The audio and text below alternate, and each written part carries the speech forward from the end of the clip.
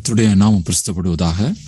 So இன்னைக்கு நம்ம தியானிக்க இருக்கிற தலைப்பு என்ன அப்படின்னு சொன்னா, தடுமாறும் தலைவன் சிதைக்கியா அப்படின்ற ஒரு டைட்டில் நம்ம ஒரு கேரக்டர் ஸ்டடியோடு கூட நம்ம இந்த தலைமைத்துவ படிப்பினைகளை இன்னையிலிருந்து நம்ம ஆரம்பிக்க இருக்கிறோம். ஸோ லீடர்ஷிப் எதுக்கு அப்படின்றப்ப, ஸோ இந்த 500 யூத்துக்கு ஏன் லீடர்ஷிப் அப்படின்றப்ப ஆண்டவர் சொன்ன ஒரு காரியம் என்ன அப்படின்னா, இந்த இந்த திட்டத்தின் கீழே உருவாகிறாங்க எல்லாமே லீடர்ஸாக தான் இருப்பாங்க. They will have their own ministry. அவங்க அநேகரை நடத்துகிற ஒரு இன்ஃப்ளூயன்ஷியலா இருக்கிற நபர்களா அவங்க இருப்பாங்க அப்படின்னு சொல்லி ஆண்டவர் சொன்னார். ஸோ ஐ திங்க் ஆண்டவர் சொன்ன அந்த வெளிப்பாட்டின் அடிப்படையில நம்ம அநேக அந்த லீடர்ஷிப் லெசன்ஸ் நம்மளுக்கு தேவை இருக்கு. Bible is full of leadership lessons. தலைவர்கள் எப்படி இருக்கணும், தலைமைத்துவ படிப்பினைகள் என்ன நம்ம கற்றுக்கொள்ள வேண்டிய காரியங்கள் என்ன அப்படின்னு சொல்லி அநேக காரியங்கள் இருக்குது. ஸோ அதுல ஒரு பகுதியா நம்ம இன்னைக்கு இந்த சிதைக்கியாவோட வாழ்க்கையில இருந்து சில முக்கியமான காரியங்களை நம்ம படிக்க இருக்கிறோம். ஸோ அடுத்த மாசத்துல நம்மளுக்கு இந்த 5th காஸ்பல் நம்மளுடைய இந்த கான்ஃபரன்ஸ் இருக்குது. அதுக்காக நீங்க ஜெபித்து கொண்டிருப்பீங்கன்னு சொல்லி நான் நினைக்கிறேன், விசுவாசிக்கிறேன். ஆயத்தமாவோம். ஒருவேளை நம்ம எல்லாம் கிளம்பி வர்றதுன்றது ஒரு பெரிய ஒரு சவாலான ஒரு காரியமா தான் இருக்கும். ஆனாலும் ஆண்டவர் அந்த தடைங்கிற எல்லாவற்றையும் ஆண்டவர் ஜெயித்து நம்மளை எல்லா ஆண்டவருடைய திட்டத்துக்கு நேராக நடத்துற ஒரு கூடுகையா அது அமையணும்னு சொல்லி நீங்க ஜெபிக்கணும். அதே நேரத்துல இந்த கிளஸ்டர் ஒரு வருட பாடத்திட்டங்களை இந்த ஆப்ல ரெடி பண்றதுக்கு ஆண்டவர் உதவி செய்து கொண்டிருக்கிறார். அந்த வேலை முடியும் தருவாயில இருக்குது. ஸோ நிறைய கண்டென்ட் ஆண்டவர் கொடுத்து கொண்டிருக்கிறார். ஸோ இந்த சின்ன லெவல்ல சாலிடான ஒரு ஃபவுண்டேஷனை போடுறதுக்கு ஆண்டவர் திட்டமிட்டு கொண்டிருக்கிறார் என்பதை நல்லா புரிய முடிகிறது. அதனால இந்த திட்டத்தில் ஆண்டவரே, நீர் என்னையும் எடுத்து நீர் பயன்படுத்தும், என்னை ஒரு இன்ஃப்ளூயன்ஷியல் ஃபிகரா நீர் வைக்கணும். ஸோ லீடர்ஷிப் அப்படின்றப்ப இன்னொரு வார்த்தை அதுக்கு இணையான இணைச்சொல் என்ன அப்படின்னு சொன்னா, இன்ஃப்ளூயன்ஸ், தாக்கத்தை ஏற்படுத்துகிறவர். Leadership is an influence. அதாவது நீங்க தனியா போயிட்டு இருந்தீங்கன்னா there is no leadership. நீங்க உங்களோட சேர்ந்து ஒரு குரூப் ஆண்டவர்கிட்ட கொண்டு போறீங்கன்னா that's leadership, that's it, அவ்வளவுதான். ஸோ லீடர்ஷிப்னு ஏதோ பெரிய ஒரு போஸ்ட் பதவி அப்படிலாம் நினைக்காதீங்க. ஒரு குரூப் ஆஃப் பீப்புளை நீங்க இன்ஃப்ளூயன்ஸ் பண்ணி, வா ஜோம் பண்ணலாம், நம்ம ஜோம் பண்ண அப்படின்னு சொல்லி அந்த ஸ்டெப் எடுக்க பாத்தீங்களா, தட்ஸ் லீடர்ஷிப். அது ஒரு முக்கியமான ஒரு quality to fulfil God's purpose in our life. நம்முடைய வாழ்க்கையில ஆண்டவருடைய திட்டத்தை நிறைவேற்ற மொபிலைசிங் பீப்புள் ரொம்ப முக்கியமானது. ஜனங்களை மொபிலைஸ் பண்றது ரொம்ப முக்கியமான ஒரு பகுதி, ஒரு அங்கம் அப்படின்றத மறந்து போகக்கூடாது. But there are some lessons to be learn. அதுல சில படிப்பினைகள் இருக்கு, அதுல சில காரியங்களை நம்ம புரிந்து கொள்வது நல்லது. நம்ம இன்னைக்கு சிதைக்கியாவோட வாழ்க்கையிலிருந்து சில முக்கியமான படிப்பினைகளை நம்ம பார்க்க போறோம். அதற்கு முன்பதாக அந்த பேக்ரவுண்ட் என்ன அப்படின்னு சொல்லி நம்ம பார்க்க இருக்கிறோம். எப்படிப்பட்ட காலத்துல ஆண்டவர் சிதைக்கியாவை அங்கே கொண்டு வருகிறார் என்று சொன்னால், யூதா அந்த ராஜ்யம் வீழ்ச்சியின் பாதையில் இருக்கிறது. வட அந்த மேப்ல பாத்தீங்க அப்படின்னா, வட ராஜ்யமான இஸ்ரவேல் ராஜ்யம் ஒண்ணு இல்லாம ஆயிடுச்சு. அந்த 10 கோத்திரங்கள் அசிரியா தேசத்தார் சின்ன பின்னமாக்கிட்டாங்க, நாடு கடத்திட்டாங்க. அந்த 10 கோத்திரங்கள் இல்லாம போயிட்டாங்க. இன்னைக்கு வரைக்கும் அவங்களை கண்டுபிடிக்க முடியல. லாஸ்ட் ட்ரைப்ஸ் ஆஃப் இஸ்ரேல் அப்படின்னு சொல்றாங்க. காணாம போன இஸ்ரவேலின் அந்த கோத்திரத்தார் 10 கோத்திரத்தார். ஆனா யூதா இன்னும் கொஞ்ச நாள் இருந்துச்சு. இன்னொரு 200 வருஷம் கிட்ட தாக்கு பிடிச்சிச்சு. ஆனா கடைசி ஒரு நொடி பொழுது அவர்கள் ஆண்டவரை விட்டு தூரமாக தேவன் தீர்க்கதரிசியை அனுப்புகிறார். எச்சரிப்பின் சத்தம் துணிக்கப்படுகிறது. தேவனுடைய ஜனமே மனம் திரும்பு, ஆண்டவரிடத்துல திரும்புன்னு சொல்லி கர்த்தர் தீர்க்கதரிசியை அனுப்பலான. கேட்கறதுக்கு யாரும் இல்லை, செவி கொடுக்கிறதுக்கு யாரும் இல்லை, கீழ்ப்படுகிறதுக்கு யாரும் இல்லாத பட்சத்துல ஆண்டவர் யூதாவையும் பாபிலோன் தேசத்து ராஜாவாகிய நெபுகாத் நேசாருடைய கையில ஒப்பு கொடுக்க வேண்டும் என்று சொல்லி அந்த திட்டம் அது நிறைவேறி முடிந்தது, திட்டமாகி விட்டது. அந்த காலகட்டத்துல ஆண்டவர் இப்படிப்பட்ட ஒரு ராஜாவை அங்கே வைக்கிறார். அந்த காலகட்டத்துல முக்கியமான பிரதானமான தீர்க்கதரிசி யார் என்று சொன்னால் எரேமியா. Jeremiah was the last prophet in Judah and Zedekiah was the last king of Judah. இந்த சிதேக்கியா என்பவன் இஸ்ரவேலுடைய கடைசி ராஜா. அதே போல இஸ்ரவேல் யூதேயா தேசத்தினுடைய கடைசி அந்த ராஜாக்களுடைய காலகட்டத்துல கடைசியா தீர்க்க தரிசனம் உரைத்தது எரேமியா என்பதை நம்ம மறந்து போகக்கூடாது. அதனால இவங்க 2 பேரோட அந்த பர்சனாலிட்டியும் நம்ம சேர்த்து பார்ப்பதுதான் நல்லா இருக்கும். இவங்க 2 பேர் தான் என்கவுண்டர் அடிக்கடி மீட் பண்ணிக்கிட்டே இருக்கிறாங்க. 2 நாளாகவும் ஒரு 2 ராஜாக்கள் எரேமியா தீர்க்கதரிசன புத்தகங்களை இணைத்து படிக்கப்படுறதுதான் ஒரு ஃபுல் பிக்சர் நம்மளுக்கு கிடைக்குது. அப்படிப்பட்டதான ஒரு காலகட்டத்துல பின்வாங்கி போய் ஆண்டவர் தமது தெரிந்தெடுக்கப்பட்ட தமது ஜனத்தை இன்னொரு மோசமான ஒரு தலைவனுடைய கையில ஒப்பு கொடுக்க போறார். அந்த நேரத்துல நாம எப்படி இருக்கணும்? இன்னைக்கு இந்த சூழ்நிலை நம்ம பார்க்க முடியறதா? நம்ம போய்கிட்டு இருக்க சபையா இருக்கட்டும், கரப்ஷன், சுற்றிலும் பாவத்தின் அந்த தாக்கங்கள் அதிகமா இருக்கிறது. எங்க பார்த்தாலும் பாவங்கள், இச்சைகளின் பெருக்கம் அதிகமா இருக்கிறது. எங்க பார்த்தாலும் யார பார்த்தாலும் ஆண்டுடைய பிள்ளைங்களை கண்டுபிடிப்பது ரொம்ப ரேரா இருக்குது. அப்படிப்பட்டதான சூழ்நிலைகள் குடும்பமா இருக்கட்டும், சபையா இருக்கட்டும், சமூகமா இருக்கட்டும், தேசங்களா இருக்கட்டும், நம்ம தேசத்துல உள்ள பொலிட்டிக்கல் சிச்சுவேஷனா இருக்கட்டும், எல்லாமே வீழ்ச்சியை நோக்கி போய் கொண்டிருக்கிறப்ப எப்படிப்பட்ட லீடர்ஷிப் இருக்கணும் அப்படின்றது ரொம்ப முக்கியம். இங்க சிதேக்கியா he was giving a wrong kind of leadership. தவறான ஒரு லீடர்ஷிப் இங்க கொடுக்கறத நம்ம பார்க்க இருக்கிறோம். இன்னொரு பேக்ரவுண்ட நீங்க புரிந்து கொள்ளணும். என்ன அப்படின்னா, Judah is on the decline, Babylonian kingdom is on the rise. பாபிலோனிய அந்த சாம்ராஜ்யத்தை ஆண்டவர் எழுப்புகிறார். ஆண்டவரை அறியாத சாம்ராஜ்யம் தான். ஆனாலும் ராஜாக்களை ஏற்படுத்தி ராஜாக்களை தள்ளிவிடுகிறதான தேவன் அந்த காலகட்டத்துல ஒரு ராஜ்யத்தை எழுப்புகிறார். பாபிலோனிய ராஜ்யத்தை எழுப்புகிறார். They became a powerful empire அந்த காலகட்டத்துல. அப்ப அந்த அப்படிப்பட்டதான ஒரு சூழ்நிலை நம்ம புரிந்து கொள்ளணும். அதாவது சிதேக்கியா இதை புரிந்து கொள்ளல. ஆண்டவருடைய ஓவரால் திட்டத்தை நேபுகாத்நேச்சாரை ஆண்டவர் தான் எழுப்புகிறார் என்ற தெளிவு அவனுக்கு இல்ல. ஆண்டவருடைய ஓவரால் பிளான்ல நம்ம புரிந்து கொள்ளாம இருக்கிறப்ப ஓவரால் பிளான்ல நம்ம எங்க போய் ஃபிட் ஆறன்றது ஒண்ணுமே புரியாது. கடைசி காலங்கள், ஆண்டவருடைய திட்டங்கள் நிறைவேறி கொண்டிருக்கிறது. எதுக்கு இப்படி ஒரு 500 வாலிபர்களை எழுப்பணும்னு ஆண்டவர் சொல்றாருன்னு சொல்லி ஆண்டவருடைய இந்த ஓவரால் திட்டத்தை நீங்க பார்க்கிறப்ப தெளிவாய் புரியும். எல்லா இடத்துலயும் பின்மாற்றங்கள், பணத்துக்கு ஓடுகிறதான ஒரு கூட்டம், ஊழியக்காரங்க, அட்வர்டைஸ்மெண்ட், பேர் புகழ் அப்படின்னு சொல்லி விழுந்து போன ஒரு கூட்டங்கள், இச்சைக்கு அடிபணிந்து இச்சை என்று சொல்லப்படுகிற அந்த பாகாலை சேவிக்கிறதான பாகாலுக்கு மண்டியிட்ட ஒரு கூட்ட ஜனத்தார், சபைக்குள்ள இன்னைக்கு புல்பீட்ல அசுத்தங்கள், ப்ரோக்ராம் சொல்லிட்டு சினிமா பாடல்களை போட்டு இச்சைகளை தூண்டி விடுகிறதான காரியங்கள் புல்பீட்ல நம்மளுக்கு இருக்கிறது. இது போதாத குறைக்கு பல விதமான தவறான உபதேசங்கள், பாவத்தை குறித்து கவலைப்படாதப்பா, ஆண்டவர் எல்லாத்தையும் மன்னிச்சிட்டார் அப்படி இப்படின்னு சொல்லி இப்படிப்பட்டதான ஒரு சூழ்நிலை நம்மளும் காணப்படுகிறோம். ஆண்டவர் அப்படிப்பட்டதான சூழ்நிலையில பாபிலோனை அப்படியே உயர்த்துகிறார். ஆண்டவர் அறியாத பாபிலோனை நல்லா புரிந்து கொள்ளணும். ஒரு மனுஷன் உயர்த்தப்படுவதற்கு சில நேரங்கள்ல அநாதி தீர்மானத்துல ஆண்டவர் சில காரியங்களை பண்ணுவார். நேபுகாத்நேச்சாரை உயர்த்துகிறார். ஆனா அவன் உயர்த்தப்படும் பொழுது ஆண்டவர் தான் அவனை உயர்த்துறாருன்னு சொல்லி அவனுக்கு தெரியல.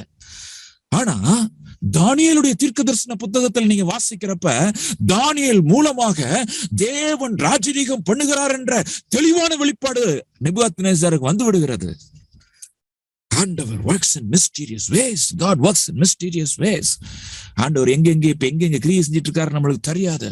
தேவனுடைய பிள்ளைய நீர் இருக்கிற காலகட்டத்தை நீ புரிந்துக்கோ. where you are placed அப்படின்றத நீ புரிஞ்சுக்கணும். where I am placed, எந்த காலகட்டத்துல நான் காணப்படுகிறேன், எப்படிப்பட்ட சூழ்நிலையில் ஆண்டவர் என்னை வைத்திருக்கிறார், எதற்காக என்னை அவருடைய வசனங்களை கொடுத்து அவருடைய அபிஷேகங்களை கொடுத்து எழுப்பிக் கொண்டிருக்கிறார், எதற்காக என்னுடைய வாழ்க்கையில போராட்டங்கள் அதிகமாக வந்து கொண்டிருக்கிறது, எதற்காக என்னால எழுந்து செயல்பட முடியவில்லை சொல்லி யோசிக்க ஆரம்பிக்கணும். சோ இப்படிப்பட்ட ஒரு காலகட்டத்துல நம்ம பார்க்கிறோம் சிதேக்கியா அங்கே வருகிறான். ஒரு ராஜா, 2 நாளாகமம் 36:9 நான் தமிழ்ல வாசிக்கிறேன், இங்கிலீஷ்ல அங்க இருக்குது. யோயாக்கீம் ராஜாவாகிற போது 8 வயதாய் இருந்தது. 3 மாதமும் 10 நாளும் எருசலேமில் அரசாண்டு கர்த்தரின் பார்வைக்கு பொல்லாப்பானதை செய்தான். மறு வருஷத்தின் ஆரம்பத்திலே நெபுகாத் நேசார் என்னும் ராஜா அவனையும் கர்த்தருடைய ஆலயத்தின் திவ்யமான பனிமுட்டுகளை பாபிலோனுக்கு கொண்டு வர பண்ணி அவன் சிறிய தகப்பனாகிய சிதேக்கியாவை யூதாவின் மேலும் எருசலேமின் மேலும் ராஜாவாக்கினான். யோயாக்கீம் ராஜா கொஞ்ச நாள் தான் இருக்கிறான், 8 வயசு சின்ன பையன். 3 மாசம் 10 நாள், அதுவும் வசனம் சொல்லுது. அதுலயுமே அவன் என்ன பொல்லாப்பு செஞ்சான்னு தெரியல. 3 மாசம் whatever might be the case, Nebuchadnezzar அவன் சரண்டர் ஆயிடுறான். நீங்க வசனத்தை வாசிக்கிறப்ப நெபுகாத்நேசார்ட்ட போய் போராடல, சரண்டர் ஆயிடுறான். அதனால அவன் பாபிலோனுக்கு அவன் கொண்டு போகப்படுகிறான். அங்கே எல்லாம் அந்த பனிமூட்டுகள் எல்லாம் போகுது. சோ இதற்கு முன்பதாகவே தானியெல்லாம் போயிட்டாங்க. இப்ப போன பிறகு அவனுடைய சித்தப்பாவை அவங்க அப்பாவோட தம்பி ராஜாவாகிறான். அதே சிதேக்கியா 11ஆம் வசனம். சிதேக்கியா ராஜாவாகிற போது 21 வயசு தான் அவனுக்கு. 21 வயசு 11 வருஷங்கள் அரசாண்டான். சிதேக்கியா அவனுடைய லீடர்ஷிப் டைம் 11 வருடங்கள். அந்த 11 வருடங்கள்ல அவன் நிறைய காரியங்களை பண்ணி இருக்கலாம். He missed a lot. அநேக காரியங்களை நீ இழந்து போனான், அறிந்தும் இழந்து போனான். அதான் நம்ம பார்க்கிறோம். தடுமாறுகிற தலைவனாய் இருந்தான். அறியாம இருக்கிறது வேற விஷயம், ஆனா அறிஞ்சு மிஸ் பண்றது பரிதாபத்துக்குரியதான காரியம். அறிந்து செய்ய வேண்டிய காரியங்களை புரிந்து அறிந்து மிஸ் பண்ணிட்டான். சோ சிதேக்கியாவை யாரு ராஜா ஆக்குறா?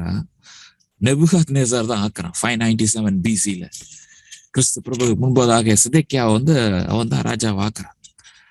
அப்ப அந்த பாபிலோனிய நுகத்தை அவன் புரிந்து கொள்ளல. எரேமியா தெளிவாக சொல்லுகிறான். சுத்தி இருக்கிற எல்லா அண்டை தேசத்துக்கும் தீர்க்க தரிசனங்கள் கடந்து போகிறது. அசீரியாவாக இருக்கட்டும், இன்னும் பக்கத்துல இருக்க பினிஷியன் அந்த தேசமாக, சீதோன் தேசமாக இருக்கட்டும், சுற்றி இருக்கிற எகிப்தா இருக்கட்டும், எல்லாருக்கும் தீர்க்க தரிசனம் கடந்து போகிறது. என்ன? ஆண்டவர் பாபிலோனின் ராஜாவை எழுப்புகிறார்.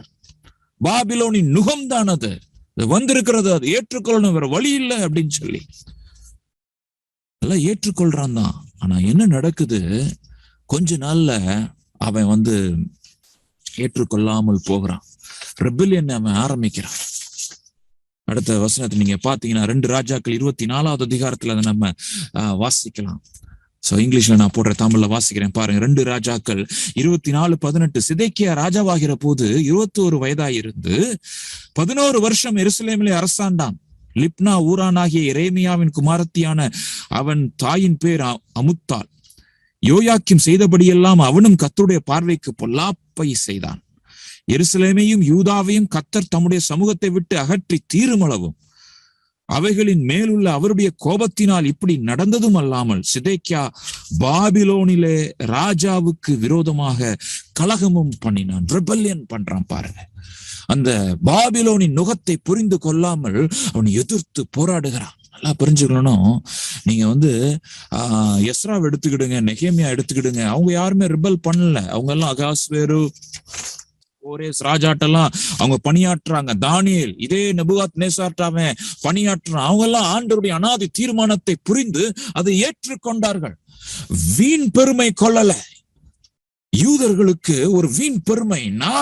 நான் தாவீதின் வம்சம், தாவீது அந்த சிங்காசனம் ஆண்டவர் கொடுத்திருக்கிறார், அதனால நான் போராடுவேன் அப்படின்னு சொல்லி ஆண்டவருடைய அந்த திட்டத்துக்கு விரோதமாக அவர்கள் போக மறுத்தார்கள். அதனாலதான் ஆண்டவர் நெகேமியாவை பாசிட்டிவ் லீடர்ஷிப் அதெல்லாம் வரும் நாட்கள் சுத்தமானால் தியானிக்க இருக்கிறோம். எஸ்ராவை பயன்படுத்துகிறார். ராஜாக்கள் முன்பதாக அவர்களாம் நிப்பாட்டி பயன்படுத்துகிறார். எஸ்தரை ஆண்டவர் பயன்படுத்துகிறாரா? இவங்கெல்லாம் ஆண்டவரை அறியாத ராஜாக்கள் பக்கத்துல நின்று they influenced heavily. தேவனுடைய சுத்தத்தை அங்கே நிறைவேற்றுகிறத நம்ம பார்க்கிறோம். ஆனால் சிதேக்கியாவோ அவன் பண்ண முதல் தப்பு இதுதான். He didn't understand God's plan. தேவன் எந்த காலகட்டத்துல என்னை வைத்திருக்கிறாருப்பா. நிறைய பேருக்கு திடீர்னு புரட்சிகரமா போராடணும்னு தோணும். மிஷனரிகளை நான் பார்த்திருக்கிறேன். பயங்கரம் புரட்சிகரமா அப்படியே ஊன்னு. நானும் ஒரு காலகட்டத்துல அப்படிதான் இருந்தேன். தேவனுடைய திட்டத்தை அறியாம ஆண்டவர் என்ன எதுக்கு வைத்திருக்கிறார், அதுதான் கேள்வி.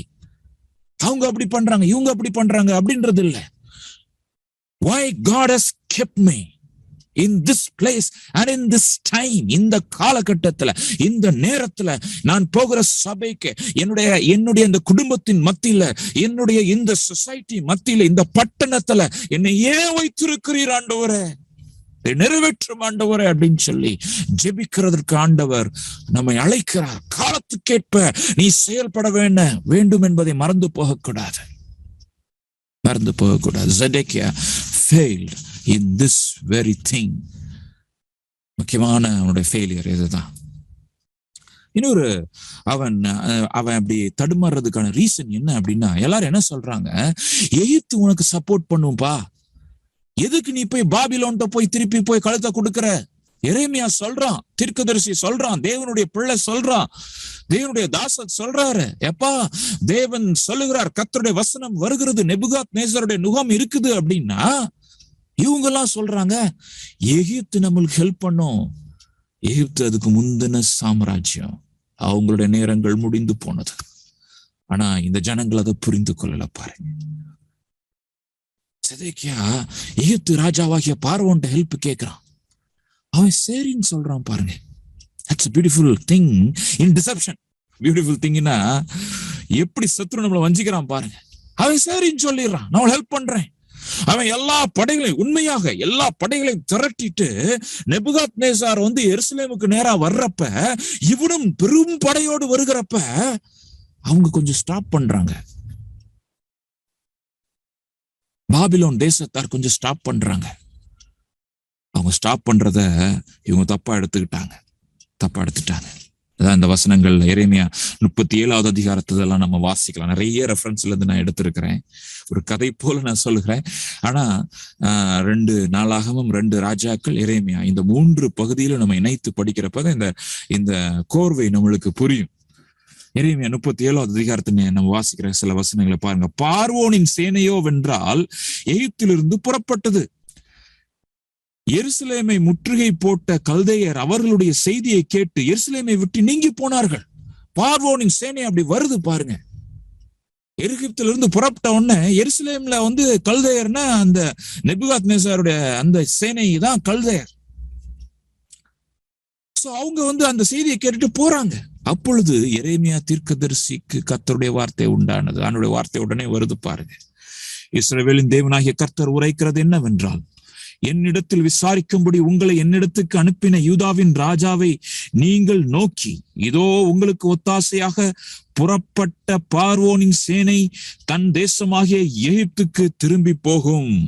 இந்த இடத்துல செதேக்கியாவோட நல்ல மனசு பாருங்களேன். எரேமியாட்ட போய் கேட்க சொல்றான், எப்பா ஆண்டவருடைய திட்டம் இப்ப என்ன?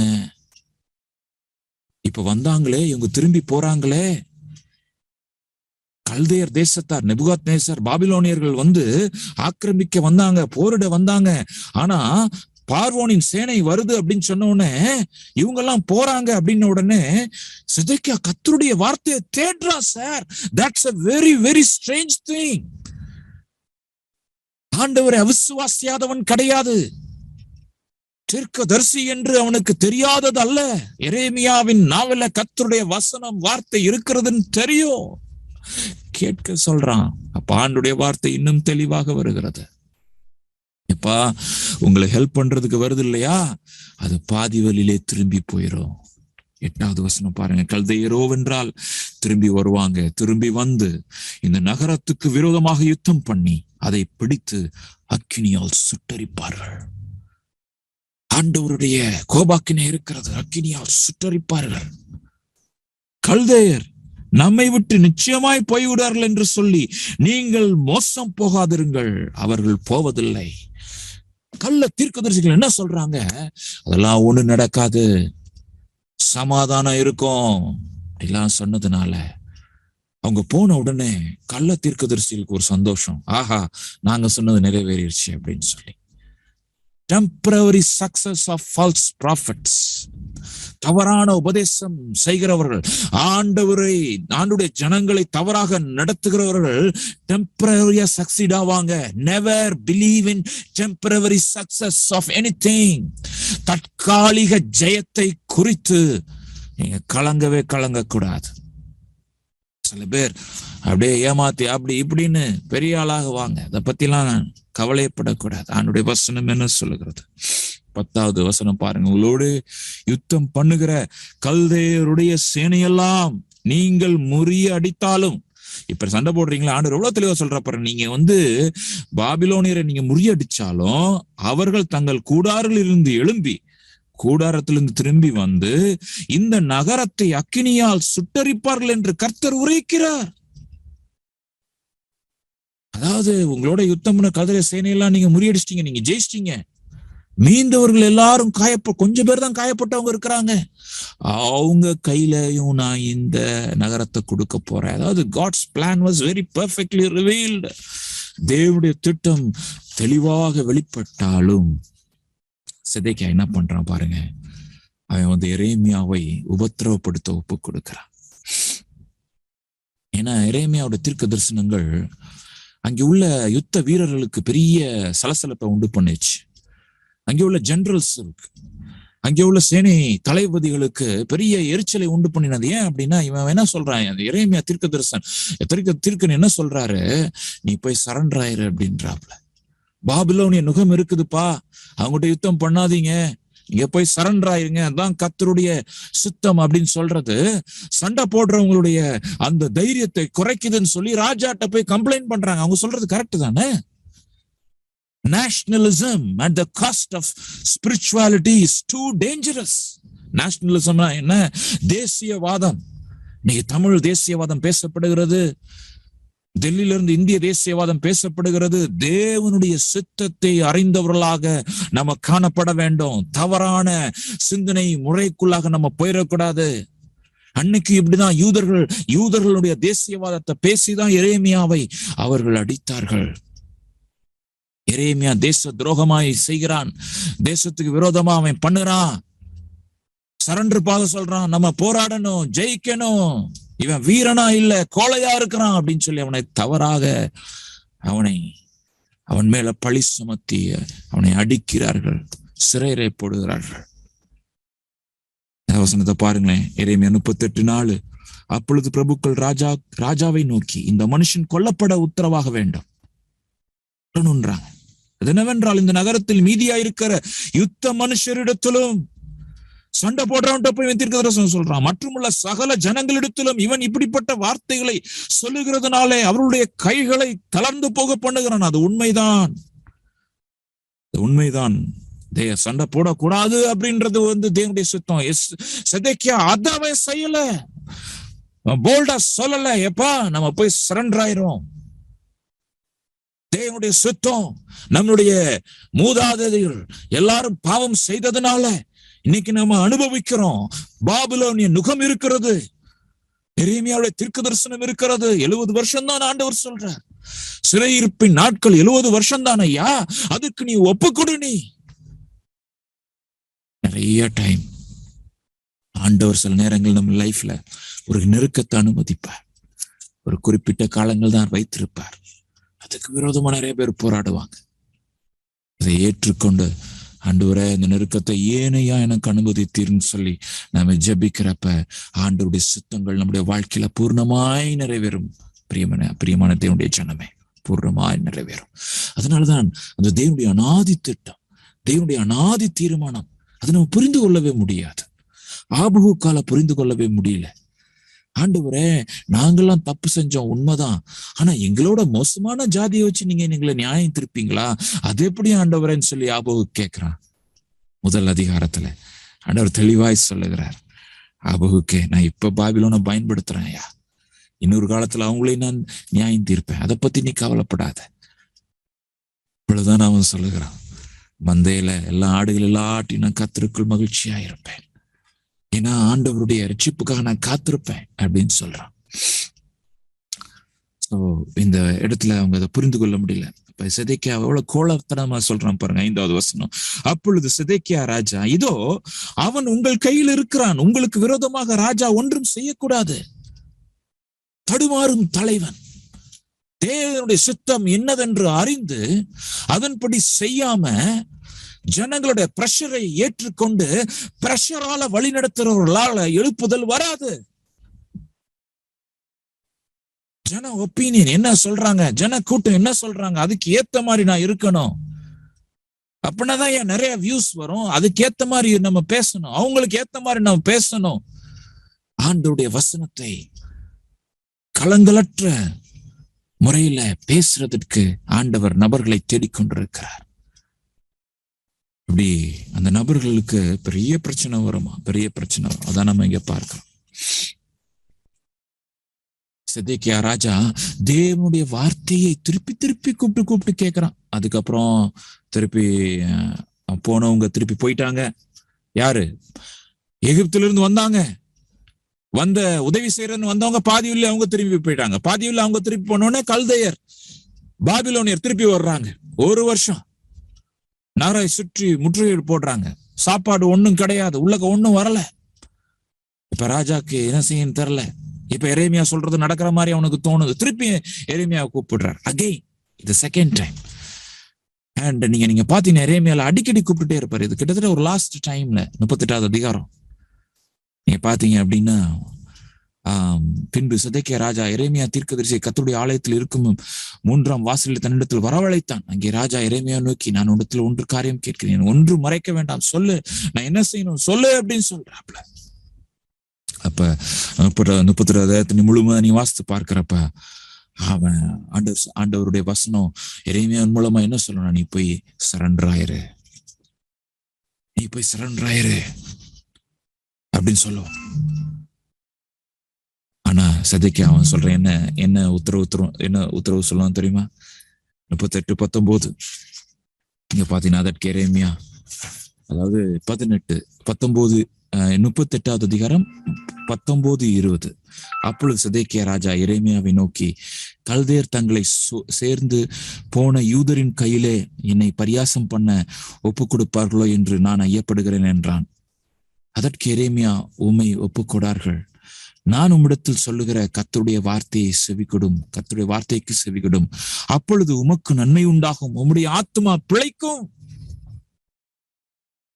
தேவனை பார்க்கிலும் மனுஷருக்கு பயந்த சிதேக்கியா, அவன் இந்த ஃபிளக்சுவேட்டிங் நேச்சர் பாத்தீங்களா? ஆண்டவர் மட்டும் அப்படின்ற அந்த பாயிண்ட் இல்ல. நம்ம லைஃப்ல இன்கன்சிஸ்டன்சிக்கு ஒன் ஆஃப் த ரீசன் என்ன அப்படின்னா, அதுதான் நம்மளுக்கு ஆண்டவருடைய பயம் மாத்திரம் இருக்காது, மனுஷர் பயம் இருக்கும். பீப்புள் ப்ரெஷரை ரொம்ப இது பண்ணுவோம். அவங்க என்ன சொல்லுவாங்களோ, என்னோட ரிலேட்டிவ்ஸ் என்ன சொல்லுவாங்களோ, மனைவி என்ன சொல்லுவாங்களோ, கணவன் என்ன சொல்லுவாங்க, பிள்ளைங்க என்ன சொல்லுவாங்களோ, அவங்க என்ன சொல்லுவாங்களோ, இப்படியே பீப்புள் ஓரியன்டா நம்ம இருக்க அநேக நேரங்களில் நம்ம வாழ்க்கையில் என்ன தெரியுமா இருக்கும், இந்த வார்த்தையை நம்ம அடிக்கடி யூஸ் பண்ணுவோம், கன்ஃபியூஷனா இருக்கு பிரதர், எனக்கு ஒரே குழப்பமா இருக்குது. ஏன்? 10 பேர் 10 விதமான ஆலோசனை. தேவனிடத்துல தேவனை தேடுகிற தேவனுடைய ஆலோசனை நாடுகிற நபர்களாக நம்ம மாற வேணும். சிதேக்கியா ஒரு ஃபிளக்சுவேட்டிங் லீடர். 2 ஆங்கில வார்த்தை நான் சொல்லுகிறேன், பவர் பாயிண்ட்ல போடல. Commitment and conviction. You should be a person of commitment and we should be a person of conviction. நம்மளுக்கு ஆழமான அர்ப்பணம் தேவை, அதே மாதிரி ஆழமான அந்த மனசாட்சியின் அந்த கன்விக்ஷன் நம்மளுக்கு தேவை. இப்படிதான், இதுதான், இதுக்கு மிஞ்சினால வர முடியாது, ஐ எம் சாரி அப்படின்ற அந்த பலத்தை நம்ம பெற்றுக்கொள்வோம். அப்படிப்பட்ட நபர்கள் தான் நல்ல ஸ்ட்ராங் லீடர்ஸ் ஆண்டவர் எடுத்து பயன்படுத்த முடியும். ஆண்டவர் உங்களை நம்பி ஒரு ஊழியத்தை கொடுக்க முடியும். ஒரு 3, 4 பேர், 5 பேர், ஒரு கிளஸ்டர் அப்படின்றது ஒரு சாதாரண நபர்கள் ஆண்டவர் கொடுப்ப போறது கிடையாது. தலைவர்களை உருவாக்க சொல்லுகிறார் ஆண்டவர். இன்ஃப்ளூயன்சஸ் உருவாக்க சொல்லுகிறார். எதிர்கால எழுப்புதல் வீரர்களை உருவாக்க சொல்லுகிறார். நம்மளே பிளக்சுவேட் ஆயிட்டு இருந்தோம்னா நம்ம எப்படி உருவாக்க முடியும்? அதனாலதான் நம்மளை ஆண்டவர் பலப்படுத்துகிறார். இது மாத்திரம் இல்ல, He was a fluctuating leader. மாறி மாறி பேசும் தலைவன். நம்ம லைஃப்ல அந்த மாறி மாறி பேசுறது இன்னைக்கு இருக்கவே கூடாது. ஒரு நாளைக்கு ஒண்ணு பேசுறது அப்படி இருக்கவே கூடாது. இது ஒரு இன்சிடென்ட் மாத்திரம் நான் சொல்றேன் பாருங்க. அதாவது எல்லா தேசத்துல உள்ள எல்லா அடிமைகளையும் ஃப்ரீ பண்றேன் அப்படின்னு சொல்றான். 34வது அதிகாரத்துல நம்ம பார்க்க முடியும். யாருமே அடிமைகளை இருக்கக்கூடாது, தேவனின் இடத்துல திரும்பணும் அப்படின்னு சொல்லி ஒரு பெரிய உடன்படிக்கை பண்றான், விடுதலையை கூறுகிறான். எல்லாம் பண்ண பிறகு ஆனா திருப்பி 16 வசனத்துல, ஆனாலும் அதற்கு பின்பு அவர்கள் மாற்றாட்டம் பண்ணி, மாற்றாட்டம்னா திருப்பி ரிவர்சிங், நல்ல காரியம் பண்றது, திருப்பி அந்த நல்ல காரியத்தை ஒரு கெட்ட காரியத்தால கேன்சல் பண்ணிடுறது. இன்னைக்கு நம்மள அநேகர் அப்படி இருக்கலாம். நம்ம நல்லா ஆரம்பிச்சிருக்கலாம், நம்ம ஆழ்விக்குரிய வாழ்க்கையை நல்லா ஆரம்பிச்சிருக்கலாம். ஆனா நம்மளுடைய ஊழியத்தை நாமவே கெடுத்து விடக்கூடாதுன்றத மறந்து போகக்கூடாது. பாம்போட ஒரு குவாலிட்டி அது. நிறைய பாம்பு என்ன தெரியுமா செய்யும்? தானிட்ட குட்டிகளே சாப்பிட்டுரும். It doesn't care. எத்தனையோ எழுப்புதல்கள் யாரால் ஆரம்பிக்கப்பட்டதோ அவர்களாலே அது சிதைந்து போயிருக்கிறது. இப்ப நம்ம ஜெபிக்க வேண்டிய ஒரு ஜெபம் என்ன தெரியுமா? ஆண்டவரே, என்னால யாரும் இடறிடக்கூடாது ராஜா, எனக்கு உதவி செய்யுங்க, எனக்கு உதவி செய்யுங்க. ஏன்னா நம்முடைய கிருபையிலே நின்றணும். இதெல்லாம் காரணம் பெருமை. இதெல்லாம் பார்க்க போறோம் இன்னும் கொஞ்சம். ராஜான்ற ஒரு பெருமை, நான் சொல்றத செய்யணும்ன்ற பெருமை, கிருபையை சார்ந்து இல்லாம ஆண்டுடைய வசனத்தை நிராகரித்து மறுபடியும் நிராகரித்து ஃபிளக்சுவேட் ஆயிட்டே இருந்தான். எரேமியா கடைசியா சொன்னது அதான், நீ போய் சரண்டர் ஆயிரு, உன் ஆத்துமாவை தப்பித்து கொள்ளுவாய். தெளிவா சொல்றார். எரேமியா மூலமாக நீ அந்த நேபுகாத்நேசர் அவன் கண் பார்க்கும், நீ பேசுவ, அவன் வருவான் அப்படின்னு சொல்றார். இவ்வளவு தெரிஞ்ச சிதேக்கியா, ஆண்டவரே உம்முடைய சித்தத்துக்கு நான் ஒப்பு கொடுக்கிறேன்னு சொல்லி கண்ணீரோடு மனம் திரும்பி இருப்பான் என்று சொன்னால் ஒரு பெரிய திருப்பம் ஏற்பட்டிருக்கும். ஆண்டவரிடத்துல தாழ்மையாய் ஆண்டவரை தேடுகிறவர்கள் மூலமாக திருப்பு முனைகள் ஏற்படும், மாற்றங்கள் ஏற்படும், எழுப்புதல்கள் உண்டாகும். A sad ending for the last king of Judah. யூதாவின் கடைசி ராஜாவின் சோகம் முடிவு. தப்பிச்சு ஓடுறாங்க. 39வது அதிகாரத்துல நம்ம வாசிக்க முடியும். பாபிலோன் ராஜா தளபதி நேபுகாத்நேசரவன் பிடிக்கிறான். அவன் தப்பிச்சு ஓடுறாங்க. சீக்ரெட் பேசேஜ் மூலமா வெளியே ஓடுறாங்க. ஆனா தொடர்ந்து போய் பிடிக்கிறாங்க. பிடிச்சு அரெஸ்ட் பண்ணி யார் அரெஸ்ட் பண்றாங்க? சிதேக்கியா உடைய பசங்க எல்லாரும், அநேக ராஜ வம்சத்துல ராஜ குலத்தை சார்ந்தவர்கள் எல்லாரும் இங்க இருக்கிறாங்க. தளபதிகள் இருக்கிறாங்க. எல்லாரையும் நேபுகாத்நேசர் முன்னாடி கொண்டு போறப்ப ராஜா என்ன தெரியுமா செய்யறான்? அவன் கண்களுக்கு முன்பதாக வெட்டி சாய்க்கிறான். 6-7 வசனங்கள், கொடூரமான வசனங்கள். பின்பு பாபிலோன் ராஜா ரிப்லாவிலே சிதேக்கியாவின் குமாரரை அவன் கண்களுக்கு முன்பாக வெட்டுவித்தான். யூதா பிரபுக்கள் அனைவரையும் பாபிலோன் ராஜா வெட்டி வீழ்த்துறான். ரத்தம் சிந்தப்படுது. பாவம் பார்க்கிறப்ப சுகமா இருக்கிறது போல இருக்கும். தீர்க்கதரிசிகளின் சத்தத்தை கேட்கிறப்ப அது பைத்தியக்காரத்தனமா இருக்கிற மாதிரி இருக்கும். ஏதோ வனந்திரத்தை ஒழிக்கப்படுகிற ஏதோ ஒருத்தர் கூவிட்டு இருக்கிறாருப்பா அப்படின்னு தோணும். நாட்கள் வரும் பிரியமான தேவனுடைய ஜனமே, நியாய தீர்ப்பின் நாட்கள் வரும்.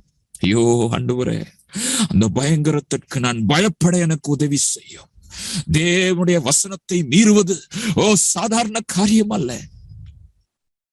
அறிந்து துணிகரமாய் பாவம் செய்வதின் விளைவு பயங்கரமாய் இருக்கும். Sin will always have its consequences. பாவத்திற்கு நிச்சயமாக விளைவுகள் இருக்கும். சிதேக்கியாவின் கண்களை கெடுத்து கண்களை பிடுங்கி எடுக்கிறான். அவனை பாபிலோனுக்கு கொண்டு போக அவனுக்கு 2 வெண்கல விலங்குகளை போட்டான். ஒரு தேவனுடைய கமெண்டேட்டர் சொல்றார், சிதேக்கியா இப்படியா தன்னுடைய இறுதி நாட்களை செலவிடணும்? அவன் கடைசியா பார்த்தது தன்னுடைய பிள்ளைங்களெல்லாம் வெட்டி வீழ்த்தி கத்திருப்பாங்க. அப்பா ராஜகுமாரர்கள் ஐயா, ராஜகுமாரர்கள். தாவீதின் ரத்தம் ஓடுகிற, தாவீதின் வம்சத்தில் வந்த, சிங்காசனத்துல வீற்றிருக்கிற ராஜகுமாரர்கள் ஐயோ ஆண்டவரே சொல்லி கத்திருப்பாங்க. Time was gone. Time was gone. This is the time to repent. தேவனுடைய ஜனமே, மனம் திரும்ப இதுதான் காலம். ஆண்டவரை நோக்கி கதறுகிற இதுதான் காலம், கிருபையின் காலம். ஆண்டவரே, பாவத்தை, கொடூரத்தை நான் அறிந்து கொள்ள உதவி செய்ய. நிறைய பேர் சிம்பிளா முடிச்சிடறாங்க தெரியுமா? பிரதர், இதெல்லாம் பழைய ஏற்பாட்டு காலம் பிரதர். புதிய ஏற்பாட்டு ஆண்டவர் எல்லாம் இப்ப பரிசுத்தெல்லாம் ரொம்ப கண்டுகிறது கிடையாது. ஏன்னா அவர் அசுத்தமாயிட்டார். அப்படியா?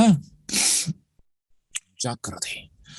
எரேமியாவின் காலத்திலும் இதே கள்ள தீர்க்கதரிசிகள்னாலதான் இவங்களால கீழ்ப்படியாமல் போனது. கள்ள தீர்க்கதரிசி பாவத்தினுடைய அகோரத்தை குறைத்துக் கொண்டே இருந்தார்கள். பொல்லாதவருடைய கையை திடப்படுத்தினார்கள். கர்த்தரை பார்த்து அவமதிக்கிறவர்களை ஆண்டவர் உங்களுக்கு சமாதானம் உண்டு என்று அவர்கள் சொன்னார்கள். கூலிக்கு பிரசங்கம் செய்தார்கள். இதெல்லாம் நம்ம வாசிக்கிறோம். உண்மையான தேவ ஜனங்களை கடைசி காலத்துல கண்டுபிடிப்பது ரொம்ப கஷ்டம். அதுலதான் நம்ம எல்லாம் இருக்கிறோம். நம்ம ஆண்டவருக்கு பயந்து நடக்க நம்ம பழகி கொள்ளணும். இப்படி ஒரு சோகமான ஒரு முடிவு ஐயா, சோகமான 5 lessons of leadership, 5 lessons வேகமாக நான் சொல்லி கொண்டு போய் முடித்து விடுவேன்.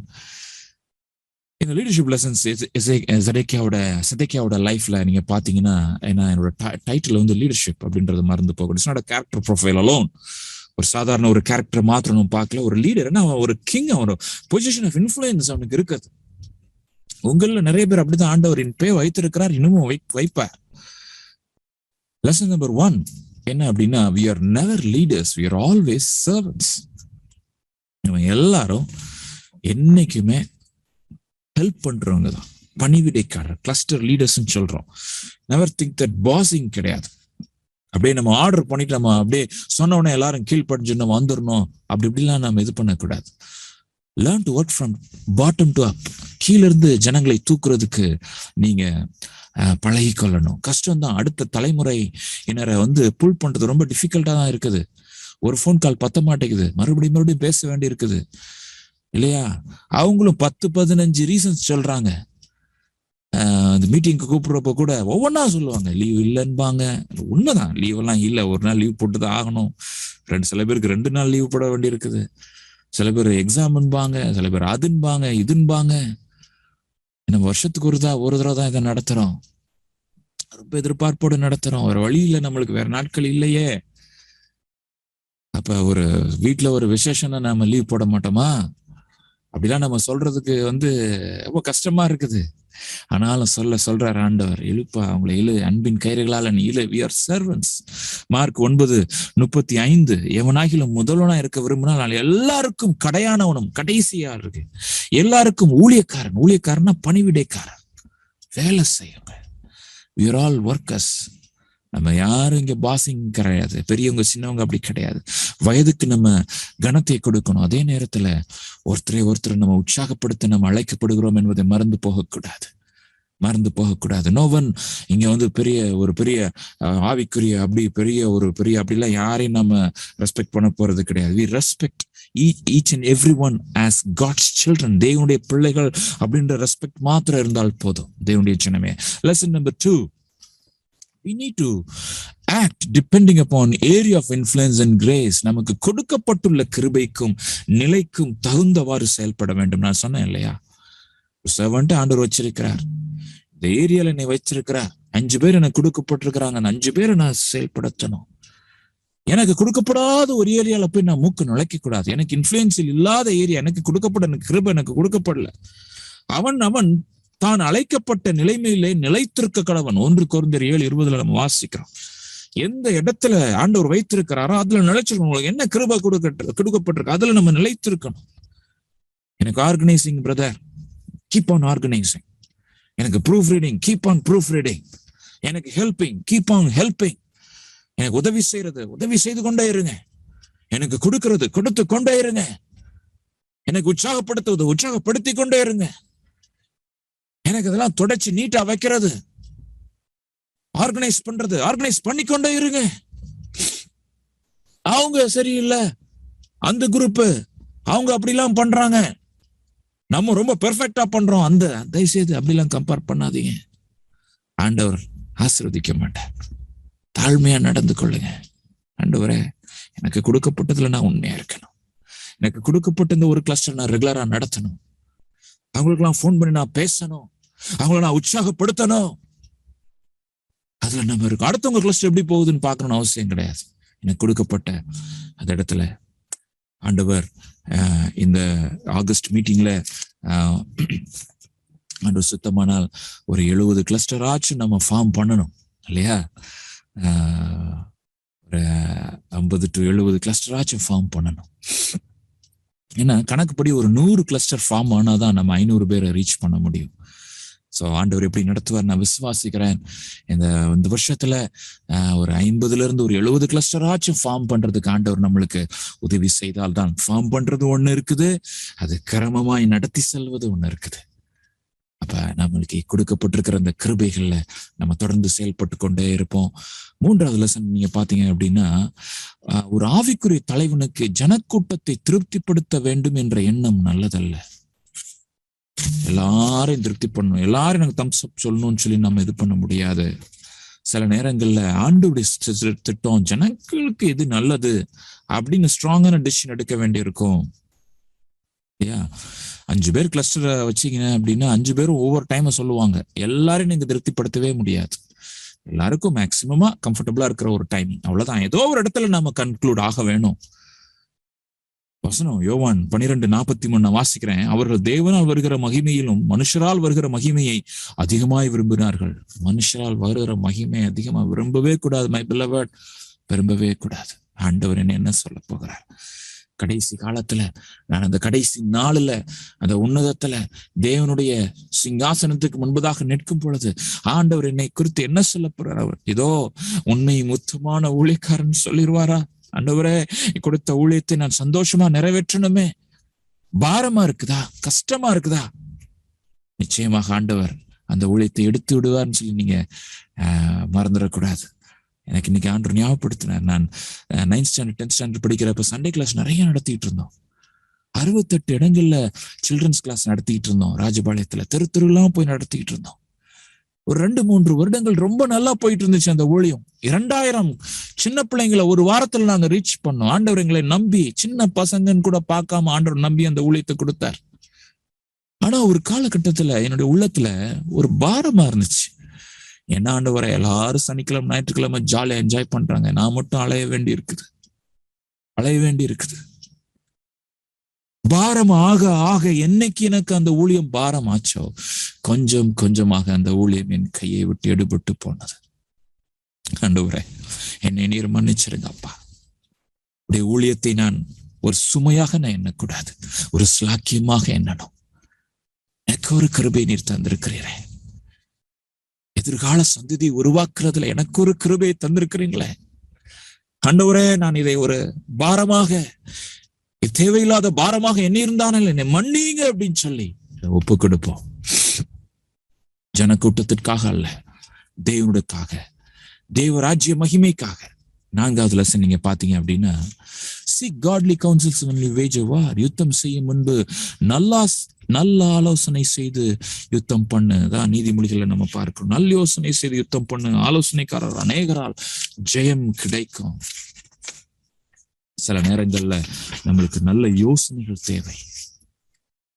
சில நேரங்கள் நம்ம ஜெபித்து ஆண்டவர்ட்ட காரியத்தை நம்ம உறுதிப்படுத்துவது உண்மைதான். அதே நேரங்கள்ல சில நேரங்கள் ஆண்டவர் சில ஸ்ட்ராட்டஜிஸ் எல்லாம், நம்ம செயல்முறையெல்லாம் நம்ம செய்யறப்ப ஆண்டவர் நீ நல்ல ஆலோசனை பண்ணு அப்படின்னு சொல்லுவார். சிதேக்கியாவோட ப்ராப்ளம் என்ன அப்படின்னா, நல்ல ஆலோசனை எரேமியாவை முக்கியமான இடத்துல வைத்திருந்திருக்கலாம். ஆனா அவன் எரேமியாவுக்கு கொடுக்க வேண்டிய அந்த மகிமையை அவன் கொடுக்கவே இல்லை. கனத்தை அவன் கொடுக்கவே இல்லை. சிதேக்கியாவோட லைஃப்ல இது இன்னும் அந்த எல்லாரையும் திருப்திப்படுத்தணும்ன்ற எண்ணம், தேவனுடைய சுத்தம்னு தெரிஞ்சா கூட அவன் ஜெனரல்ஸ் எல்லாம் திருப்திப்படுத்தணும் அப்படின்ற எண்ணம். இதுவும் அதே மாதிரிதான், நல்ல யோசனை தான். ஆனா யார்கிட்ட நம்ம கேட்கிறோம்? ஆண்டோட பிள்ளைங்கிட்ட கேட்கணுமே. ஒரு பின்வாங்கி போன மனிதன்கிட்ட போய் நம்ம ஆலோசனை கேட்டுட்டு இருந்தோம்னா நம்மளும் பின்வாங்கிடும். ரொம்ப ஜாக்கிரதை. நல்ல ஆலோசகர்களை ஆண்டவர் உங்களுக்கு தரட்டும் தரட்டும். கடைசியாக 5வது லெசன் என்ன அப்படின்னா, there is always a second chance when we repent and come to God. மனம் திரும்புதலோடு தேவனிடம் திரும்பும் பொழுது நமக்கு 2ஆம் வாய்ப்பு நிச்சயம் உண்டு, நிச்சயம் உண்டு. அவன் அங்க வரல பாருங்க, கடைசி நேரத்துல எரேமியா போய் சொல்றான், நீ போய் சரண்டர் ஆயிரு, ஆண்டவர் உன் ஆத்துமாய் உனக்கு கொடுத்துருவாரியா. உன் பிள்ளைங்கள் எல்லாம் உயிரோட இருந்திருப்பாங்க. ஏன்னா இதுக்கு முன்னாடி பாபிலோன் ராஜாவுக்கு யோயாக்கீமா கூட்டு போனான் இல்லையா, அவனை அங்க ராஜாக்கள் மத்தியில சாப்பிடுறதுக்கு ஆண்டவர் அங்க கிருபை கொடுத்தார். பாபிலோன்ல அவனை ஆசீர்வதித்தார்.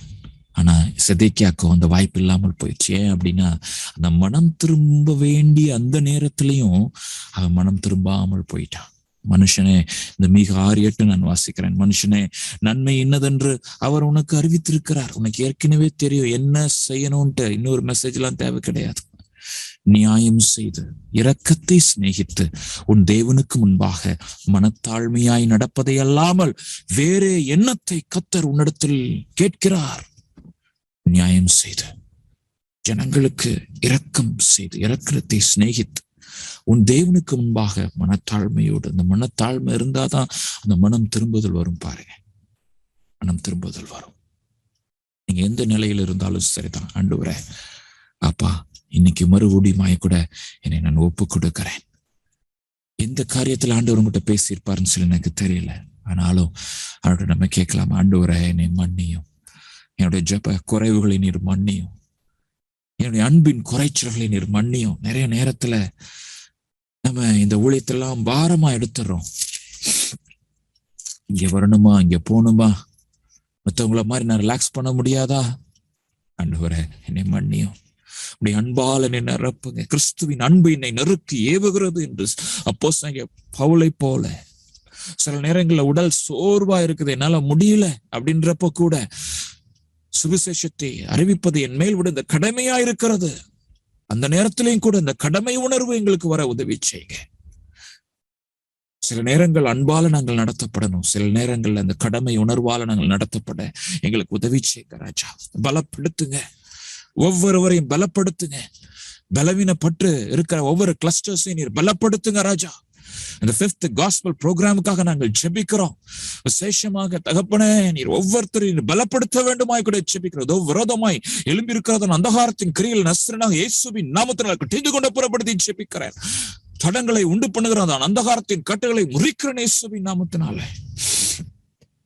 ஆண்டவரே, ஒருவேளை நான் நிறைய நேரங்கள்ல மனுஷரை பிரியப்படுத்துற மாதிரி நான் நடந்துகிட்டேன்னு சொல்லி ஜெபிக்கிறவங்க அப்பா இருப்பார்கள் என்று சொன்னால் நீ தயவாய் மன்னித்து, ஆண்டவரே மனுஷனிடத்துல வருகிற அந்த மகிமையை அல்ல, உம்மிடத்திலிருந்து வருகிற மகிமையை நான் தேட எனக்கு உதவி செய்ய இந்த கரத்துல ஒப்பு கொடுக்கிறோம். ஆசீர்வதிங்கப்பா, தொடர்ந்து எங்களை நடத்துங்க, பலப்படுத்துங்க.